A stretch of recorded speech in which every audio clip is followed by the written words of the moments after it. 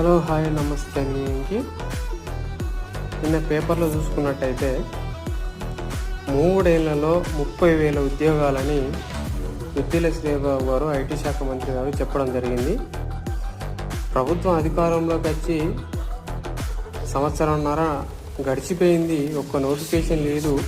ప్రభుత్వం అధికారంలోకి రాగానే నోటిఫికేషన్ అన్నాడు, జాబ్ క్యాలెండరే రిలీజ్ చేయలేదు. అట్లాంటి ప్రభుత్వం 3 ఏళ్లలో 30 ఉద్యోగాలని విద్యార్థులను నిరుద్యోగులను మభ్యపెడుతుంది. సో విద్యార్థుల వ్యతిరేకత రాకుండా ఉండనీకి, విద్యార్థులను నిరుద్యోగులను తప్పుతో పట్టేనికి ఈ 3 ఏళ్లలో 30,000 ఉద్యోగాలని దుద్దిల శ్రీబాబు గారు ఐటీ శాఖ మంత్రి గారు చెప్పడం జరిగింది. సో ఆ 3 ఏళ్ళు గడిచే వరకు మళ్ళీ ఎలక్షన్లు వస్తాయి. ఆ ఎలక్షన్ల వరకు ఈ కాలం అనేది